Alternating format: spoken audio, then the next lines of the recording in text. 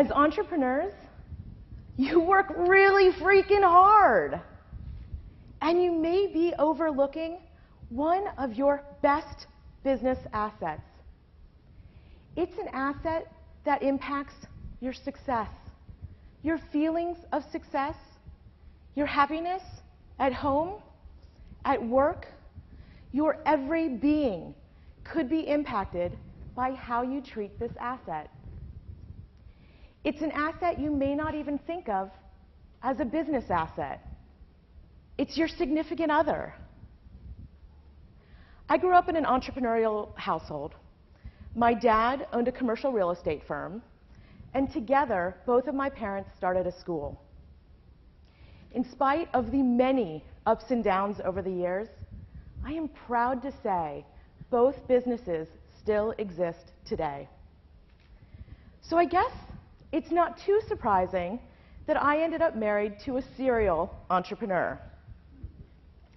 While I was getting my degree in human development and family science, my curiosity about the nature of entrepreneurial relationships took over. I wrote my thesis on spousal satisfaction in entrepreneurial couples. It was at that time that I committed to a research and coaching practice focused specifically in that area. We've learned some fascinating things that are going to be of benefit to you and how you take care of your number one asset, your relationship with your significant other.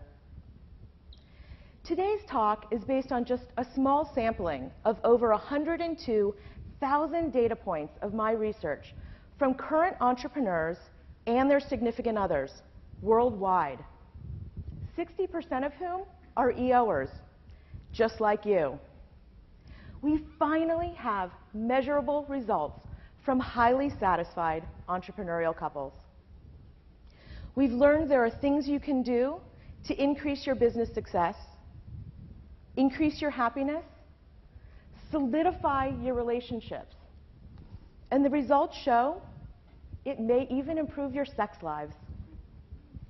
There are 4 key ways to do this: sharing more information about the business, creating a joint blueprint or a shared vision for your future, deeply appreciating each other's contributions, and establishing certain communication protocols. My first point is about sharing more information about the business. Imagine this. Jim was close to all the success he ever wanted. He was certain that the second round of VC funding for his medical device company was going to come, and not a minute too soon. He answered the phone, and the VC partner said, "Not everyone's on board. Maybe if you gave us a little bit more information about your testing, I could still convince the other partners to get back on board." Jim's heart sank. He then remembered he was having lunch with his wife, Sue, that day, and he didn't know whether to tell her or not. If he did tell her and they got the deal, he just burdened her with undue stress. If he didn't tell her, he'd have to carry the weight alone, and she might be shocked if they didn't get the funding. You may have found yourself in a similar situation. To share or not to share? That is the question. How many of you out there right now are thinking, I don't want to share more information about the business? No, put your hands down. I don't really want to know. But what I want you to know is that your spouses do want to know more about the business. The data confirms they do want to know more. Now, they may not want you to bombard, or they may not want you, your spouses may not want you to bombard them with every single thought that you have in your head. You know who you are who do that. My husband is included in that group. And they may actually enjoy a dinner conversation that's not all about the business. But overall, they do want to know more intimate details about the business. Sharing those intimate details, calling it our company instead of your company, that's what helps make your spouse feel a part of it. The data shows, surprisingly, that the more you share, the more confident your spouse is in your ability to succeed as an entrepreneur. The more you share, the more they believe you can do this. The data also shows that while many entrepreneurs actually do think of their spouses as a business asset, many spouses don't believe that they are important in any capacity to the success of the business. When Sue saw the look on Jim's face that day, she knew something was wrong. She didn't know the details, but she knew. Jim opted not to share with her that day, and she felt his distance. Over the years, the more Jim chose to hide from Sue, the more Sue found it difficult to support his dreams. My second point is about creating a joint blueprint or a shared vision for your future. This is the point about creating buy-in from your significant other. Because if you have a shared vision that has components that are important to both of you, that makes this roller coaster ride a little bit easier. But if you want one thing out of life and your spouse wants something completely different, well, that's where trouble really ensues. So we asked everyone the question, overall, I am satisfied with the quality of my life.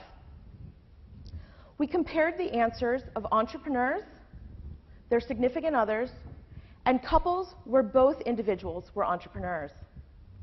We were surprised to find that this first category of entrepreneurs scored lowest in terms of overall satisfaction. So we took a look at the database to try to figure out, is there any way that we can help entrepreneurs increase their satisfaction? And this is what we found. Entrepreneurs who set shared long-term business and family goals with their significant others scored higher in every single area of satisfaction, including overall life satisfaction. This graph is just an illustration of entrepreneurs who set shared business goals. And this next one is a graph of entrepreneurs who set shared family goals. Now, we looked at about 16 different measures of satisfaction. And we found that entrepreneurs who set those shared goals were upwards of 32% happier than those who didn't share those goals. In my own life, my husband Derek and I have spent many hours visualizing what we want out of our lives and figuring out why we're on this journey. But what really impacted me the most was when I realized that I would be able to fund my own research dreams by continuing to support Derek in his business dreams.